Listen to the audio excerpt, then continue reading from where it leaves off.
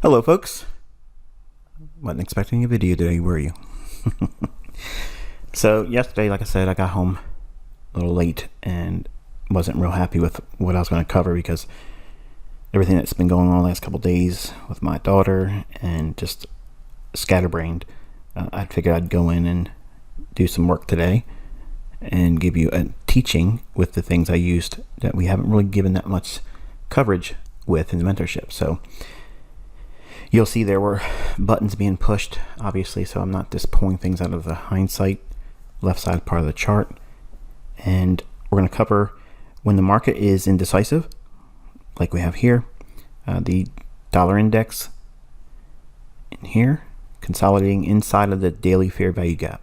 Okay, so you know this is your premium high, discount low of the daily fair value gap. I'm not going to go out to the daily charts, otherwise this video will be a lot longer than I need it to be, and I don't want it to be that long. So we have FOMC, the likelihood of this staying consolidated ahead of Wednesday's announcement, very likely. So with that said, in your notes, whenever dollar index is in consolidation, okay, when it's in a holding pattern like it is here, the market's not showing a willingness to want to get somewhere in a hurry. It isn't trying to get up there higher, it isn't trying to go back down here lower either. It's staying inside of the range I've given you, and the parameters being as they are here. Parameters being the premium and discount levels of that daily fair value gap. So if dollar is in consolidation, that's not bullish, that's not bearish, it's neutral. So then you go to the next stage of your analysis, which is, now let's look at the euro futures contract. Okay, so I'm not pulling up FX, I'm only going right to the continuous chart, which is the symbol you can see right here. If you type that in, it'll give you the euro dollar futures contract price on a continuous basis. In other words, it's plotting every nearby contract until it expires and then goes to the next one. Here we have a buy side imbalance, sell side inefficiency, and we saw last week it traded down below that low. So now this whole range here has been balanced with downside delivery. Inside of this price run lower that completely closed this in and took out this pool of liquidity for sell stops, where is the imbalance? Right there. Okay, it's also this low and this low. There's really no need for it to go back up into here because we passed down to that level here once, twice, 3 times. So this level here, once it trades back up into that level, that's pretty much what I would expect as an upside for a consolidation day. It's Monday, it's the beginning of the week, it's FOMC, dollar index is consolidating. So it's potentially going to be capped on the upside. So what I mean by being capped, it's not likely to continuously press through that. It can, and that's fine, but I don't think it's going to go up that far. So this currency is mildly bullish. Okay, so we have dollar consolidated, euro mildly bullish, because notice we have here Sunday's gap opening, came back down in midpoint of the gap, consequent encroachment, then rallies to the imbalance here. Inside of all this buy side imbalance, sell side inefficiency, which has been rebalanced, then we go inside of this small little imbalance there. So essentially we've worked this low, price went lower there. In other words, once we went below this low there, all of this range becomes a factor. And then we come back all the way up into that and rebalance that as well. So it's met its upside objectives in my definition for a consolidated day. It doesn't need to go any higher than that. So we have the euro likely to be bullish up until this point here with dollar being consolidated. Now, does that mean euro dollar is a buy? No, it does not mean that. If you recall, and you've been here for a while, dollar index being in consolidation sets the stage for what? The crosses to be manipulated. And what's a cross? Euro pound, euro yen, euro Aussie, euro New Zealand, every cross like that. But you have to look for the weak ones compared to the strong ones and then pair them up accordingly. So we have mildly bullish euro. It's not bearish. but it's not wildly bullish either. So it's moderately bullish, less likely to go down, let's put it that way. So we're canceling out dollar for now, and we're going over to pound. So we're going to pull up the pound. Again, this is the futures contract continuous chart. Okay, and same thing here. We had initial weakness on pound. Then it rallies back up into a buy-sell liquidity pool. And with dollar consolidated, this is enough of a run in. That's it. You're done. There's not a lot of movement expected in pound. And it goes right to this level here and stops. Now, is euro a pair to watch for trading? Yes, when it's paired with a weak currency, because then it will make it bullish. For instance, if we look at the Japanese yen, he said the word. Look, I hate yen. Okay, I do, but I have to teach you, regardless of whether I like trading or not. And you'll see today, it panned out pretty good. All right, so here's the Japanese yen futures contract on a continuous basis. And here we have the buy side imbalance, sell side inefficiency formed over here. And we traded below relative equal lows, and we're cascading lower. We traded through consequent encroachment, which is the midpoint between premium and discount levels relative to the buy side imbalance, sell side inefficiency. So this is likely to draw lower after trading up into a bearish order block with a fair value gap right in here. I got to move it away from it so you can see it. So this candle's high right there, and the up close candle low. Fair value gap, bearish order block, buy sell liquidity pool, trades up into it there. During London, sells off. What's it cascading through? All of the imbalance here to rebalance all the imbalance of buy side only and no sell side. So now it's giving all the sell side up to this range. So we have an underlyingly weak currency, Japanese yen, with a modestly bullish euro here. So how does that translate into a trade idea? Well, which Forex pair uses these as their base currencies and cross? Well, you have euro, yen. So now think about what I'm showing you here. Euro is likely to go up to this point here, and it times this whole process of why is it bullish? Well, we gapped up, we came back down, filled in the gap. So this right here is whiplash, where you sell short from here down into the gap. Catapult would be buying inside the gap, sending higher. That's a flashback from when I was back on Baby Pips teaching back in 2010, 2011.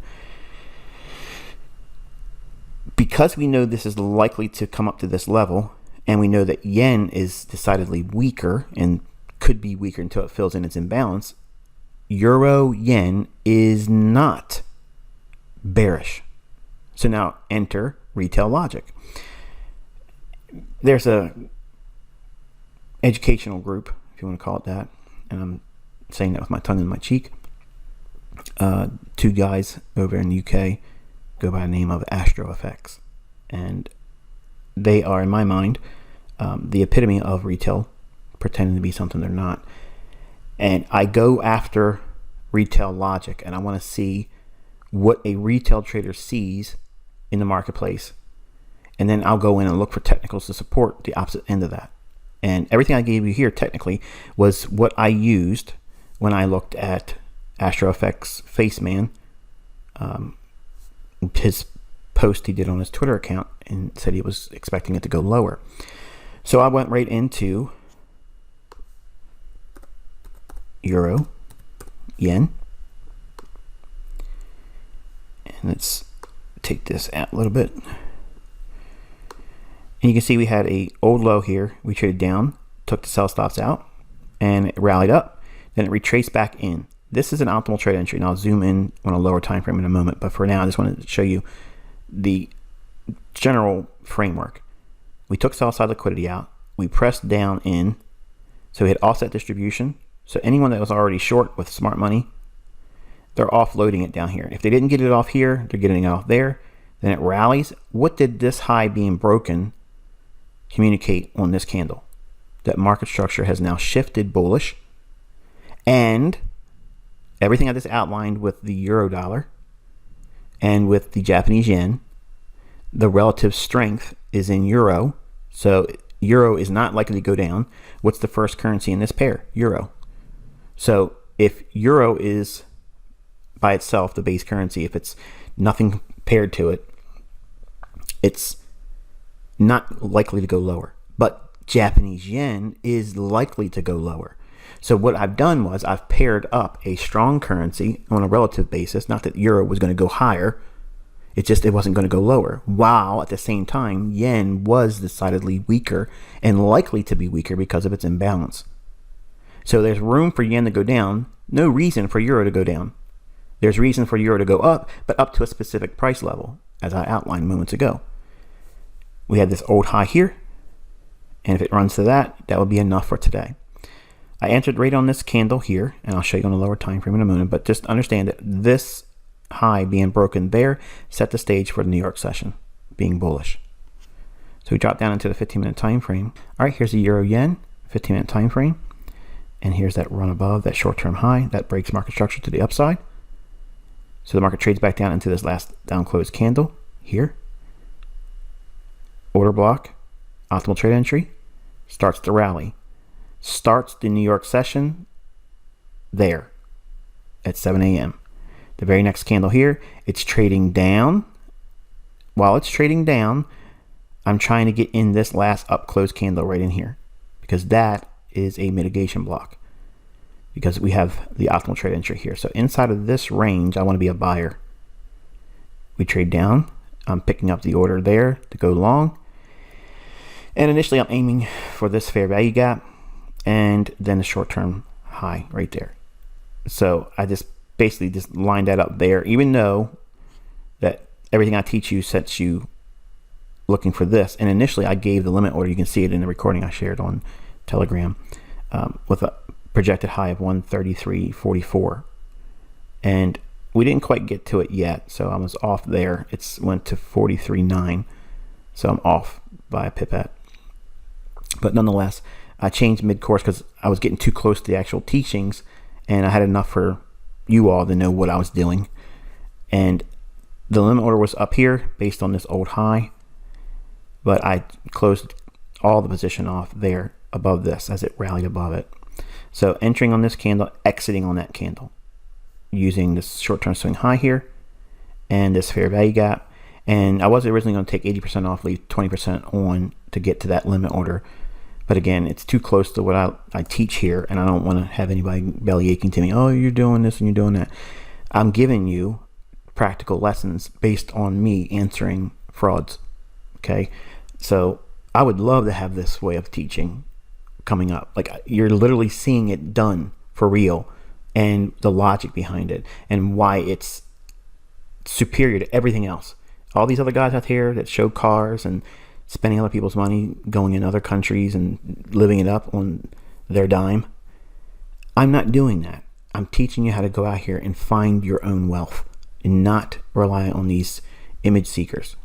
So entering on this candle here, you can see that is your price entry, and that's where I collapsed it all. But from a logic standpoint, riding up to this short-term high here was what you would be looking for, because as it's done this run up, notice what's occurred in that Japanese yen.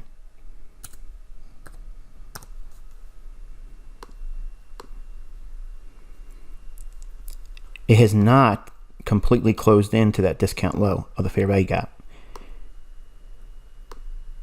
or buy side balance, sell side efficiency, I'm sorry.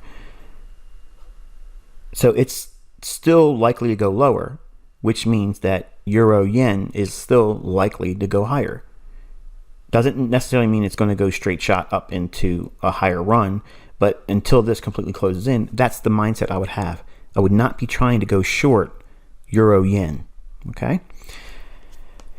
And I did something else today. I traded gold. I couldn't do anything opposite to the retail guys opinion on gold, so I had to wait for it to go down below this level here to be a buyer.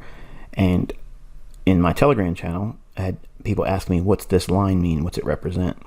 And I wasn't answering. But I was being facetious, saying it's probably nothing, probably doesn't mean anything, but I want to show you what it is, so that way you know what it is.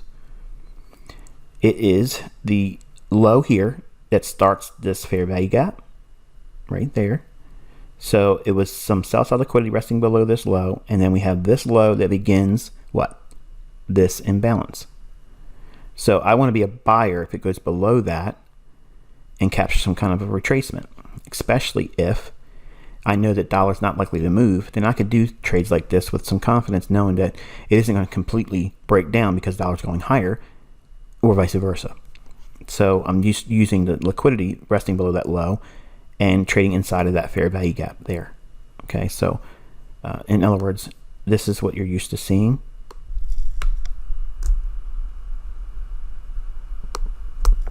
That fair value gap, I was just trading as it broke below that low, and which makes it what? Institutional order flow entry drill on the daily chart. Dropping into an hourly chart, as it drops down, I'm entering on that candle right there as it goes below it. And all I'm trying to do is get up inside this fair value gap there, right above these relative equal highs. Too clean, imbalance. So when it trades up in there, I'm trying to capture that little bit of a move. And it was against being bearish gold. So in my mind, I was challenging myself, saying, okay, I have to trade this opposite. So retail Astro FX was shorting, or at least they say they were. I was buying the low and capturing a run up into this area here. And the other trade was GBP Australian. Right there. Take this stuff off. All right, so here's the trade. We traded down into this imbalance and order block, started to rally. Again, remember, we're not bearish cable, but it wasn't decidedly bullish either. So pound is the first currency in this pair. But now we have a problem with understanding what is Australian dollar doing.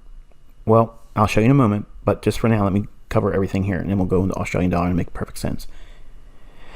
So going long in here, I'll show you the order block that I actually keyed off of, but I was aiming for this short-term high because Astro FX had their stop loss there, and this is what? Fair value gap. And this would be institutional order flow entry drill. So even if I'm wrong about it not wanting to go lower, but eventually it could go lower once it gets to this point, from this area here up to there, I have potential range to trade and still be against retail. So drop into a 15-minute time frame. Here's my entry. I was using this order block right there. So in this candle right there, I'm going long and exiting right above the run in here. My limit order gets tagged, and I shared that also on Telegram. And all I was doing was being facetious about being 180 degrees contrary to a retail trader that gets all kinds of worship, thinks he's a king, and a supposed big to-do over there on Instagram. And I have done every trade against his logic. Mine are winning and his aren't. So I do this because not all of you are interested in seeing that stuff, but a lot of you in here that recently just came in have been fans of Astro FX and think that they do something spectacular.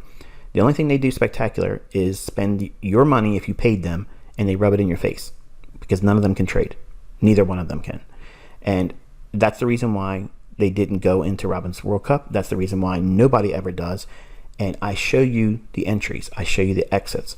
You're seeing the logic behind it. YouTube isn't seeing this, and Telegram ain't seeing it. But I'm teaching you with real examples of how I used retail logic against them. Everything was against that logic because that is flawed. The order block here, because we've already went down into the order block on the hourly chart and we started running higher. So it creates the low of the day in London. So this candle right here, that's the end of our London kill zone. That's 5 a.m. That caps that range of time. Isn't it interesting that that's the actual low of the day? Right there. So there's time and price. That signature was noted by me before I took the trade. I said, okay, we have a turning point there. Everything is respecting as I would expect to see. Every down close candle that's traded back down into here, does it send price higher? Yes. This down close candle, once it trades away from it, does it respect it and go higher? On here, yes, it does. So I have this down close candle. So what am I going to do here when it's trading back into it? I'm buying it. Where's it going to go? It's likely to go above this short-term high and go into this imbalance here. But it's limited on its upside, as I've shown you on the British pound and the euro. Those futures contract prices showed very specific limitations to upside on both euro and cable. So I have to be very nimble with where I'm trying to get out at if I'm going higher in it or a pair like that. Well, I'm going long pound Aussie. Why am I also only interested in getting around right there, which I'm a little irritated by because this one went just a little bit higher. I would have rather been on that candle exiting. OCD, I know. But this buy side liquidity pool, that's the logical area for the algorithm to reach for. But then once it goes there, go back to the original premise. Euro and cable are not likely to expand on a grand scale on the upside. In other words, it's not likely to see a big momentum move on the upside. So if it does go up, what's it reaching for? An imbalance or buy side liquidity? Well, there really isn't any imbalance in here. You can't look at this and this and say, oh, that's an imbalance, because we've already been here. We've already been here. What makes that significant? Because we had these last two up close candles, and the change in the state of liquidity happens right there. Then we have this next run higher, but it's only a stop run. So you have to cancel all this move out and focus primarily on what? These up close candles here. That's your bearish order block, not this. This is a stop run. Cancel all this out in the chart. Don't even pretend it's not even there. The narrative is these up close candles, and then we break again lower than that one. So we've passed down below this low here and then came back up. Forget this candle, and then this one starts off going lower. So this is not a fair value gap. That's why it doesn't sell off right here. I'm convinced that they have got their hands on leaked content, or maybe they're even in here, and they're trying to rush trading some of my concepts, because the things he's trying to do, if you look at his charts, they're real close to imbalances, okay, like fair value gaps. And I think he's probably drawn an affinity for it, but he doesn't know how to trade them because his narrative analysis and bias is wrong. Which is why I say leaked content doesn't make you a student. You can't learn from that. You have to be under my wing for a while, and just seeing pieces of my stuff isn't going to be it. So when people come in here and they find someone that's selling and they quit, and then when I capture them and throw them out, they come back and say, oh yeah, I had problems 3 months ago. I never bothered to email you to say why I'm not going to pay you anymore, but now because I got their source kicked out, now they want to come back in. Leaked content doesn't make you good. It isn't going to instruct you on how I trade. You have to be part of this community. And even when we get through all the content that I'm going to give you for the rest of this year, you still will have to be tutored by me, because I'm going to tell you how to take this stuff and put it together. It's not, oh, when ICT's done, I'm going to leak everything and that's going to be it. Even then, it still isn't going to matter, because that's why this is a lifelong community. I'm going to be able to guide you by putting lessons together, by simply saying, take this lesson and this lesson and this lesson, put it together, and you'll get this. That's why it's compartmentalized. It has to be that way to learn it, but also it allows me to put things together in future lessons that makes it very meaningful for you as a student, and it won't take a lot of time for me to go through videos and explanations, because you know exactly where to go to get it and put them things together, and you'll have something to be useful. But anyway, let's take a quick look at Australian dollar, and you'll understand again the logic why this was likely to be as you saw. All right, and here is the hourly chart on Australian dollar. So we had the market break below this low here. At this low, is this the true low, or is it this low? It's this low. This is a stop hunt. It sweeps below that low. Remember what I just showed you on the pound? It was, or pound Aussie. It rallies higher to take stops and then moves away. We ignore those candles. You ignore them. Interbank traders ignore them because they've done their job. So you have to erase that from your perception of looking at the chart and go back to where the root of that turning point is here. This is a catalyst for running out liquidity. This is the underlying narrative of the turn. Then anybody that's right, they take them out with that pass right here below that low. So you want to be focusing on these bodies of these candles because that's where the bulk of the volume is. That's the true narrative. This is just an event. The narrative is it turned here, starts going higher. So how's that useful? Take that low, project it out in time, you get this area right there. So what is this? That's your fair value gap. So Australian dollars likely come back up to this low. Yeah, that's traditional support and resistance theory. And I told you there's sometimes that will work, but not all the time. And I'll tell you how to find the periods when it works. This is one of them. This here that gets swept, go back to this, that's your real low. And then right in here, if it goes back up to that area here, that's it for the day. If it goes up to that area there, which it does, you're done. Now, toss in one other caveat. What else do you see here at this low? Keep going to the right. What do you see? Just above it, what is that? You know what that is. It's a volume imbalance. So the volume imbalance here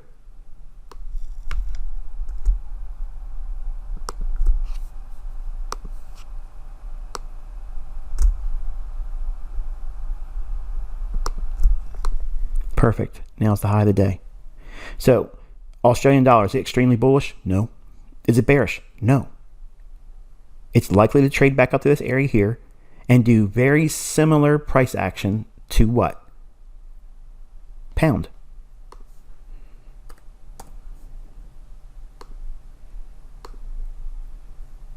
Only go up to a certain point and stop.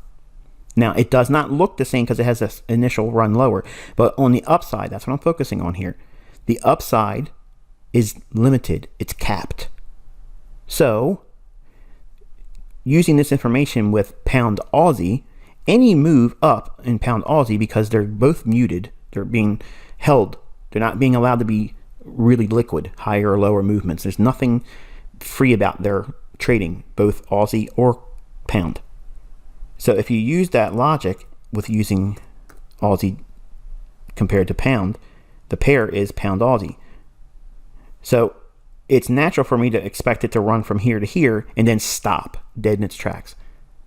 And look what it's done. That very thing. Now, you've heard me say things like this before, and it gets on some of you that's been here a long time skin. Okay? I get it. I understand. But I have to say this to constantly make a bullet point about it. This is not beat the market maker stuff. Okay? This is not Chris Laurie stuff. This is not Wyckoff. This is not supply and demand. It's none of that stuff. Okay? I just exposed how the interbank literally went through all of the pairs today, and I literally traded with that logic, going against the king of retail logic over there on Instagram. So my question to you is this: do you want to trade like this and have to have a setup every single time? Because if the dollar is consolidating, this is what you do. You go through the process of ferreting out the strong versus the weak. And then you find the pair that's basically designed to do that very thing, put the strong against the weak. And you trade that pair. But also, are you interested in taking trades like this? Because some of you, especially the young men in here, they want to be able to do what I did today, which was basically make a mockery of the young man that's been talking ill about me. And my question is do you want to take these types of trades simply because it shows a willingness to go against retail traders? Or do you want to take the trades like the euro yen, which was the better of the trades because it took the stronger against the weaker, not stronger in the sense that the euro is going to go higher. It just was likely to go up higher, but not by much, but certainly wasn't going to go lower. But yen was decidedly weaker. So therefore, euro yen is a long. That's the trade. That's the one that you should be focusing on. if the dollar's in consolidation. Now, some of you have been here for a while know that I've taught this before. I have taught when dollar's in consolidation, you immediately go to the crosses. But now think about what I also said. Euro and cable are muted. They're not being allowed to move. So if they're not likely to move, is euro pound going to have a lot of movement today? No. Let's look at it. Euro, GBP. Nothing. This little bit of a run here, but that's it. It's gone nothing. But where was the move at today? Euro, yen. That's your big runner. And if you take all this mumbo jumbo off, that's your nice big move. And I show you how to find it. And I outlined the move. I mean, yes, I had to get out, and the high was just one pipette short from what I was looking for. But nonetheless, is that the type of trade you want to be trading when it's in consolidation? The answer should be yes. Your head nodding yes, Michael. That's the one I want. I don't care about doing these little tiny tit for tat types of trades to be able to say I was the counterparty to that guy on Instagram or that guy on Facebook or that guy on Twitter. I do that because I needed to vent, and I had a lot of hostility from last week being stressed out. So I promised my wife that I would go out one more time today and do this and just bury this whole contrast that, I'm an old man, trade demo, and I'm broke and I can't trade. I basically, revealed the underlying truth that I've been saying all along, that these guys over there on Instagram are fake. Okay. And that's the reason why none of them ever are going to go into a third-party audit competition, because they can't hide and they can't fluke it, they can't fake it, they can't pretend they can't use their MT4 servers.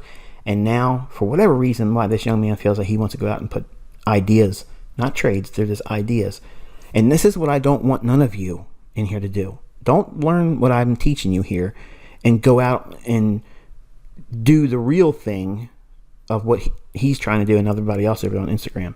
Don't do that, because you're inviting all the wrong ideas. And honestly, what I did the last week or so by doing this in my Telegram, I was literally attacking my younger self. That was me punishing my younger self. I already know that I'm better than that kid, okay? He can't trade. But what I was seeing was the same kind of stuff that I did when I was a younger man. I needed to be humbled back then, and nobody cared to bother with me. And now, because I'm older, I can see that no one else is willing to do it, and I just needed to get it off my chest. And he's got people thinking that, for whatever reason, I can't do what I claim, and I've done again what some of you have asked me for. And it's mainly the new group, because that's the largest of all the groups that came in here. Your concern was if I couldn't cut the mustard with Sean Lee from Astro FX, then maybe you shouldn't be here. Well, here's what I'm telling you. If you're not convinced now, nothing ever is going to convince you, because he's never going to go into the Robbins World Cup against me, and he can't call the market right. And I'm showing you examples where I'm getting in. I'm showing the executions. I'm showing you the targets being hit. That doesn't happen. It's not happening with anybody on YouTube. It's not happening with anybody over there on Instagram. And the only folks that seem to be pressing buttons are my students. That's it. So you are at home here now. Okay, you are at home. There's no reason for you to ever doubt that you're in good hands. You are. And just because I can go out here and do this against everybody and make them look ridiculous, I don't do it because it invites my ego, and I love that. And I have to fight that a lot. That's the number one reason why I keep my comments off, because it's going to attract my attention to that. And man, is it easy for me to do that. I'm like chasing cars, because I have a lot of targets and they're easy, and I don't want to waste my time doing that. But this one needed to be done. I was planning on doing him next year. He was going to be the first one on my list, but I've already canceled him out. Now he's done, because he can't trade. But please don't send emails and ask me about Sean Lee from Astro Effects anymore, because I have thoroughly washed my hands of him and everybody has seen it now. That's the reason why he's never done anything beyond what he's done, and that's it. So if I have not satisfied that and you feel that it's still not significant enough as in terms of evidence, I'm not going to show you my cars. I'm not going to show you my homes. I'm not going to show you my bank account statements. All that stuff would literally put him on a totally humbled level. And I don't need to do those things. And hopefully you didn't join for that kind of thing, because I don't do that here. If I would have done it ever, it would have been on YouTube. And I don't do it. So, anyway, the takeaway is this. I've gone through the process of using what I teach you here. If dollar is in consolidation, it's being held. It's being held in a specific range of price that you already knew about. It's not trying to leave that fair value gap. So if it's not trying to leave the fair value gap, when we cross over to the New York session, remember, that's the session I told you all to focus on. That's the easiest one. And it did not take you to join my mentorship to learn that, because I said it on YouTube. I said it back on Baby Pips in 2010. New York is the easiest session because it gives you all of the understanding that I just outlined here.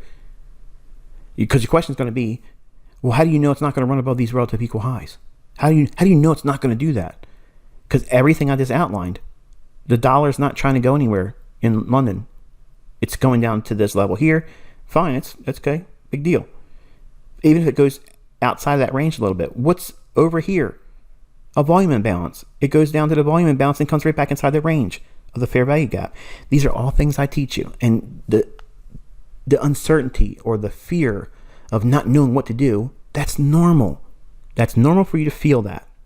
And I told you, you're not going to watch a video one time and suddenly you're ICT junior. It doesn't work that way. It takes a lot of time to get good, really good. Decades, okay? But to be profitable, you don't need decades.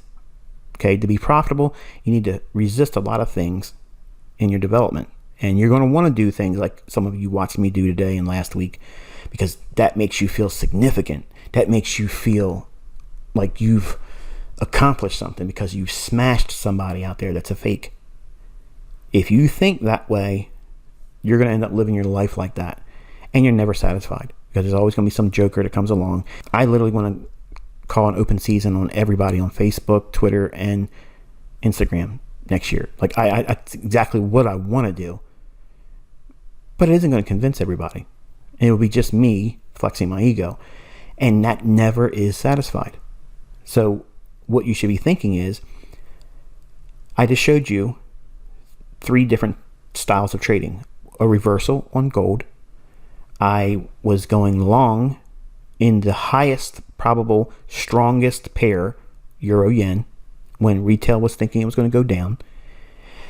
And I even traded inside of a small moving pair across, which was pound Aussie, which was going against that same retail logic. They thought it was going to go down. I went long, but I knew where it should stop based on what I showed you in these lectures here today. The takeaway is, don't worry about these little moves like pound Aussie. Can you make money with them? Yeah. But is it worth your time? I don't personally think it was. If it wasn't going against a retail guy, I would have never even did the trade. But I know what I'm looking for. I know what the algorithm's going to do, and you're learning that too.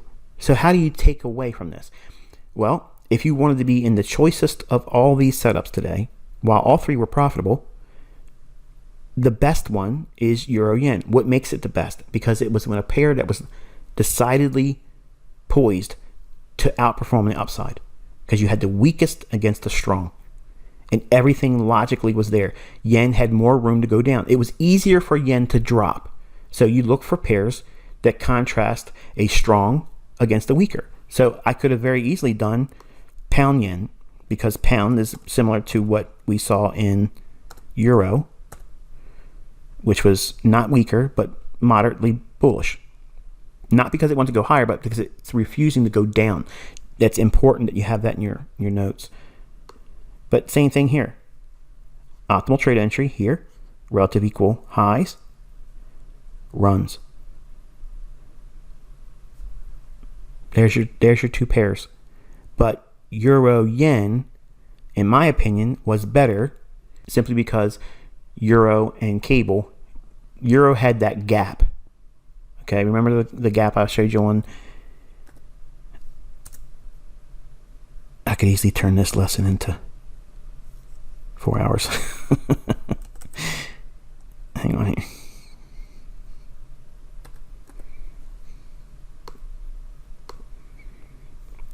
All right, we had a gap here on euro. We did not, notice this, we did not have the gap on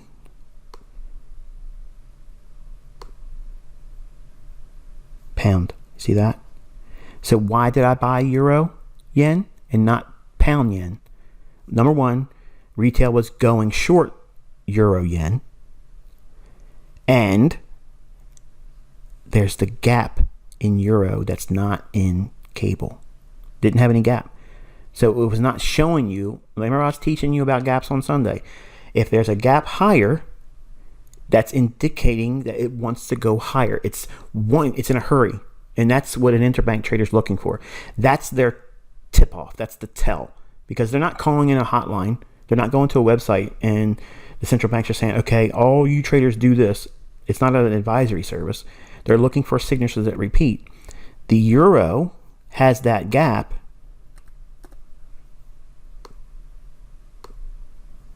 Right here at the beginning of the week. That's your tip off. That's the leader on the upside. Doesn't mean it's going to continuously run because of everything I've outlined here.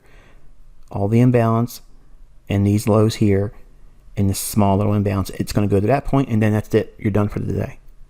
So it's not going down, but it's going to go up to this price point here. Once it satisfies that, then you need to be either getting out or trailing your stop loss up in your pairs that are pairing the euro against a very weak currency, which was yen. So euro yen, at the time of this occurring, that fulfills its upside objective and that short-term swing high. And I know some of you students in here, your head's spinning right now like, man, this is too much, too fast. Right. Because there's lots of other lessons you're going to have to go through to really get what I'm showing you here. But charter members are loving this lesson because now they're saying, wow, I'm seeing pieces of what he's taught, and I literally did it today and showed you. I showed you it.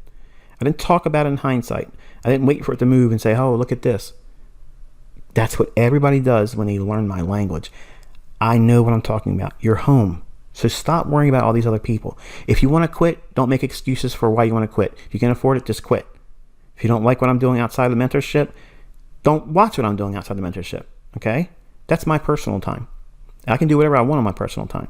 And I'm not listening to people send me emails saying, you shouldn't do this. Don't tell me what I should do or what I shouldn't do. Okay? I don't ask for your advice about those things. Okay? I've earned the right to do whatever I want to do. I don't need anybody's permission here. But when I do those things, you all benefit because I'm coming back to you, community that's going to receive more insight than the public will. You're getting insights from something that I did. Why was I doing what I was doing? Not, am I ego tripping or am I losing control of myself? No, that's not what I'm asking. But why was I making the decisions I was making that panned out profitably? Those decisions were made on the basis of the things I've shown you here. Me getting out here and just completely closing it because I didn't want to draw any attention to running up above this high, even though that's a common understood thing in my free tutorials. They're all scratching their head here, trying to figure out why I took it all off there. Why didn't I write it all over there? That's exactly what I did. It's called chaff. Okay. I'm putting chaff out there. And I've done this for years when I did public stuff and YouTube videos on baby pips, because while I was able to do a lot of things, I didn't want to teach everything I knew that you have been exposed to. So I throw out these little things in here, just like the guys that were asking, why do I have that line on the gold chart? Well, it's institutional order flow entry drill relative to the daily chart. But I was just misleading them by not answering directly. Because again, I'm not obligated to these people on Telegram. I am obligated to you. And it's my interest in seeing you understand what I do and how to replicate that in a skill set that you learn over time, not by watching a video one time. You're not going to understand what I just showed you here by one passing, especially for the new group. Okay, you're going to need to go through to chart, remember. Okay, and then you're going to come back to this and think about all these ideas. The relative strength analysis, which is what I just went through briefly. I didn't call it that, but that's what it is. Anytime you hear in the mentorship teachings relative strength analysis, that's what I did. I'm looking for relative weakness and relative strength. And when the consolidation is occurring in the dollar index, that is what an interbank trader sees as, okay, forget the majors with the dollar. Forget that. That's not where I'm interested in. They immediately go to the crosses without the dollar. I'm not saying that dollar yen did not rally today, because it obviously did. Dollar yen. There you go. But this run here is just based on not strength in dollar, but underlyingly weaker yen. Yen prices are weaker, and that's what causes this here. So if you compare and contrast that with Japanese yen futures continuous contract, that sell-off here is what's driving the dollar yen, because it's not occurring because of Dixie. You see at the same time here, dollar's flat. You see that? That blue line, that's the delivery of dollar. It's nothing. It's doing nothing. It's going sideways.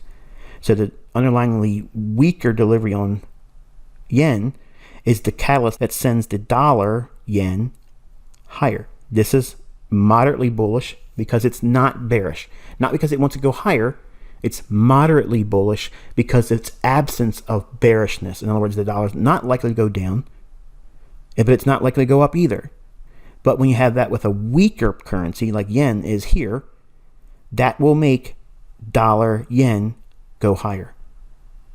Okay, so I've crossed all bridges here, showing you how to strip this down from a top-down perspective using the things that my older students here know about. I didn't recreate anything. I didn't create some kind of new language. I didn't create some new tip, new tactic, new concept that I haven't already introduced. Here it is. It literally was done for you today with a button being pushed. I gave you the framework behind it now. You understand why I did what I did today. You understand the logic behind it. And you also now know how to go through the process of looking for it in the future. If you ever have gaps, okay, the gap is indicating a rush to go somewhere. Okay, and if you have a currency that doesn't have a gap, that cancels it out for relative strength analysis purposes, i.e. British pound. It did not have that gap higher like euro did. Euro futures showed that higher up gap. That to me was that's the currency I want to be looking at. That currency is going to have the mover. If I can find it and pair it with a decidedly weak currency. Now let's look at, in closing, let's look at Euro, Aussie, because both those pairs, remember Aussie was similar to cable and Euro, it's limited on the upside but not likely to go down, remember? So this pair isn't going to have much movement either. And let's take all this stuff off here because it's not salient. And here you go. It's done nothing today because it's a pair made with two currencies that are likely to go nowhere. Now, you see all these folks out here on Twitter. You see all these folks out here on Instagram. You see all these folks on Facebook, Twitter, and on Forex Factory's forum. Okay, I literally go through those forums in the morning before I do anything. That's what I'm looking for, that retail logic. And I just pinned the tail on the donkey from AstroFX today. And I used that guy's view on what he thinks is going to happen in the marketplace. And I used the concepts that I'm teaching you here. So what am I doing? I'm taking the weak hand, nobody knows what they're talking about from a retail perspective type of trader, and pitting against how the interbank algorithm is going to reprice. Who's going to win an arm wrestling match? And all I'm doing is siding with the side that's going to likely win. That's it. That's what makes me ICT in the public's eye. I do that consistently. And everybody sees the difference when I do it. And it doesn't make me arrogant because I'm doing it. It just means that I'm informed and I'm proving conceptual theory in practice, applied practically. And I'm doing it in stunning fashion because I'm doing it against these worshipped idols that have no skill set or deserve your worship. And I'm ending it with, I don't need or want your worship, and I don't need glad handing, I don't need applause, I don't need any of that stuff. But when I do these things, just know that there's a large group of people that are asking me because they're on the fence. They're waffling about, should I stay here? And it doesn't matter how much I've done prior to this. If these folks that are students of mine are asking for this, I feel obligated to do it because it's something that's easy for me to do. I enjoy doing it. And you get something out of it on the other end. Like this, you're getting a really rich lesson. Nobody teaches this. No one teaches it. No one. No one teaches like I just showed you here. Okay? Now, you're going to say, well, no, Steve Morrow has a teaching where it's fractional disparity. That's a rebranding. That is a small little piece of what you just got shown here. I showed you the complete breakdown of which moves are going to have more momentum, why it should stop, where it's going to stop, and how to find the relative weak and strong currencies. There's nothing like this, folks. And it gets so much better. So just relax. Stop doubting, okay? You don't need to worry about doubting. When's the last time you saw... Now, understand what I'm about to say here. I'm meaning this with all due respect, because you know my sentiments about Chris Laurie. But when do you see Chris Laurie going out here and proving like this? Because I get so many times, some of you in here,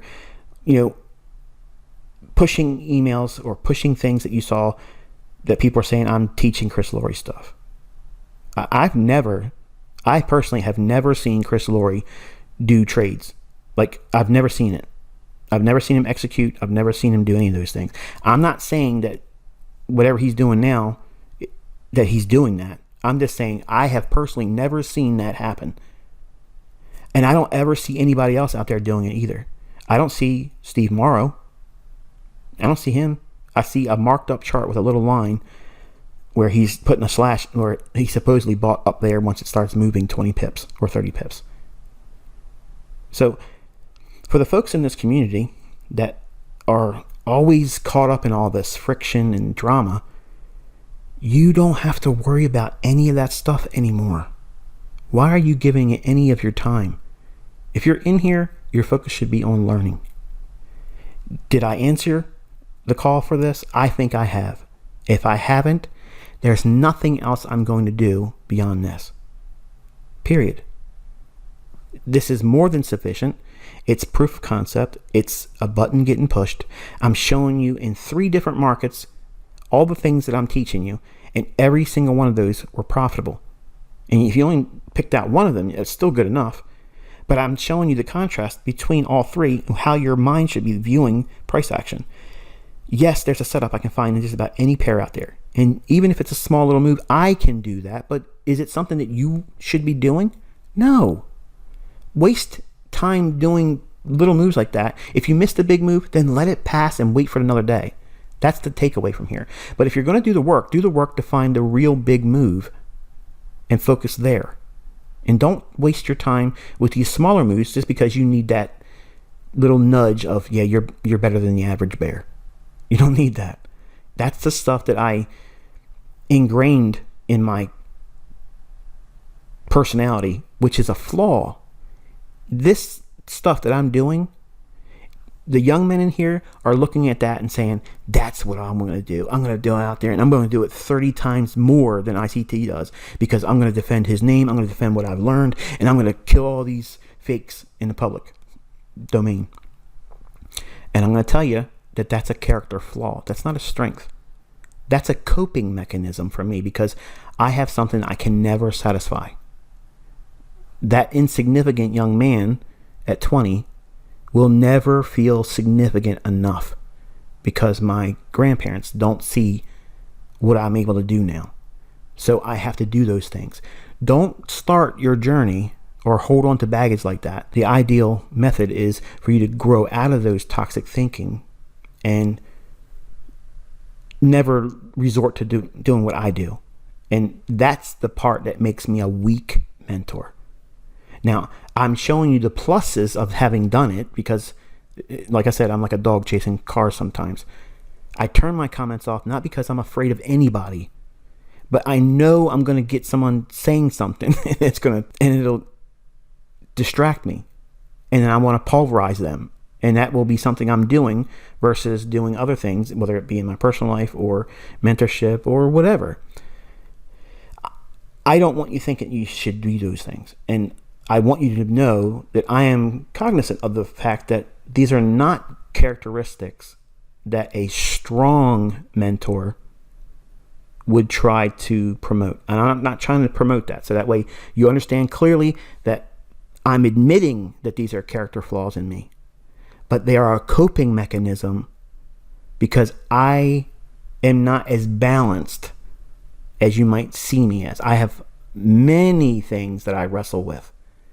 And for me to be able to cope with it from a psychological standpoint and a chemical standpoint, because I do suffer from a chemical imbalance. And when I get triggered, I got to run with it. And no one's talking me out of it. My wife has learned over the years it doesn't work. So she stands out of the way, lets the cyclone go through, and then she comes back and she tries to play the voice of reason afterwards. And sometimes I'm guilted into feeling shame. And then other times I'm telling her I feel vindicated. But either or, nothing's stopping me when it starts. It's like a hurricane. You can't stop it.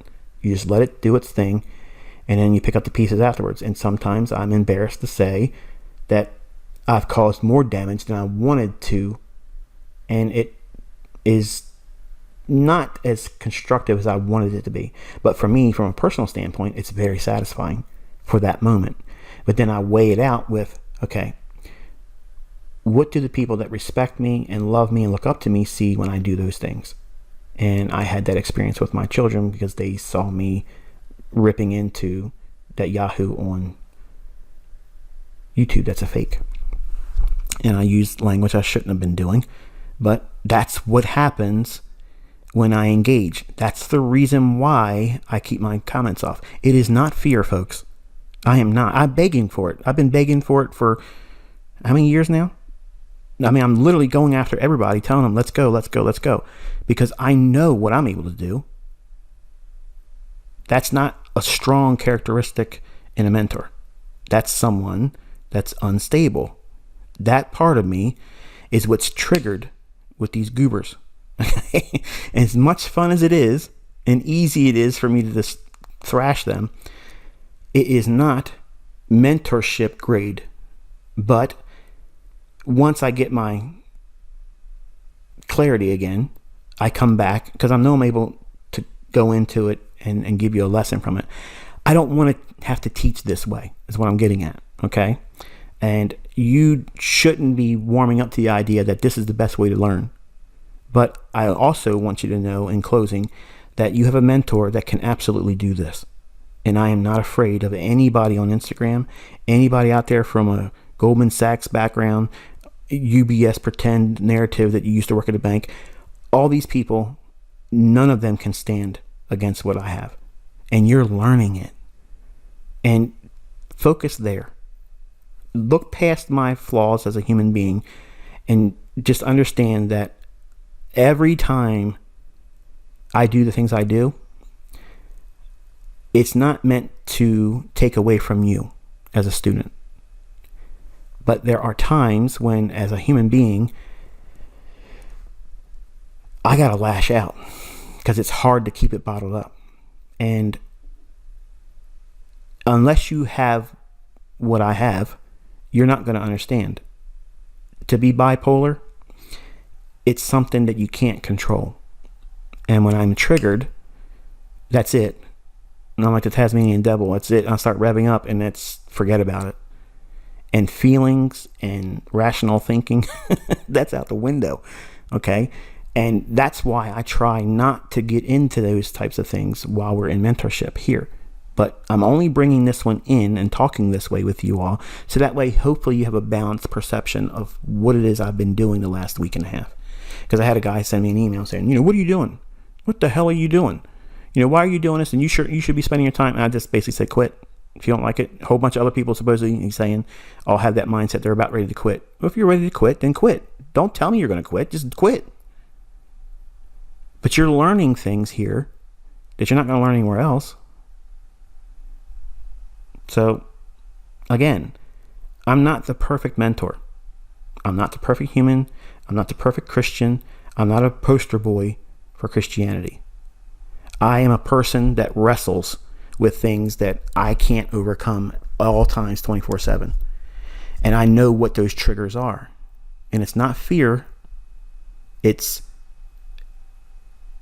I'm dying to engage everyone. Like, I want that. My flesh rises up every single time I turn on YouTube or Twitter or Instagram or Facebook, because I see all these guys out there pretending, and it would literally take me nothing, like I did here. I don't need Robin's World Cup, but I know there are certain venues that are appropriate for some of these guys that pretend to be kings and gods. That's the big word. They're all calling themselves Forex gods, and it just is a joke. They're puny gods, if that's what they are, because none of them want to come out there in a third-party audited setting, and I'm begging for it, and no one will join it. So what does that tell you? They're not willing to do it. So what do I have to do? I'm going to go do the next best thing. So if they say it's going north, I'm going south, and I'm going to execute a button where they didn't do any of that, and I leave the audience to make up their mind. Who is the truth? Who is telling the truth? And who is showing prowess? And that's how I've done it all these years. It's the WWF approach. I don't need to advertise. I go out, I do what I got to do, I say what I got to say, point to this, point to that, execute, done. And then wherever the pieces fall and how the dust settles, the audience that viewed it makes up their mind. I've never advertised.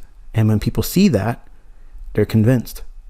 And time goes on, people forget about it, or they didn't see it, or they find a little niche in the community out there where they're not familiar with ICT, so therefore they can say, yeah, this guy's fake demo trader and he wouldn't join me in this contest or that contest. And that's not true either. Like, I'm the only guy out there begging. And it's ridiculous, because if I would have been on the other side of this, man, I would have been in there a long time ago. I would have been like, come on, Michael. You said you're going to do all that stuff. I would have been there like last week. Like, come on, let's go. So anyway, it felt good to get it off my chest and to divert a lot of the frustration I felt over the last week with my daughter's predicament. She's better now. Has a little bit of a shortness of her breath, but she's doing markedly better, and I'm so thankful. Thank you for your prayers. Thank you for your concern, and hopefully you learned something from this today. Until tomorrow, it won't be a video tomorrow, okay, so that way you know. But until tomorrow, I'll talk to you by way of PDF lesson. Be safe.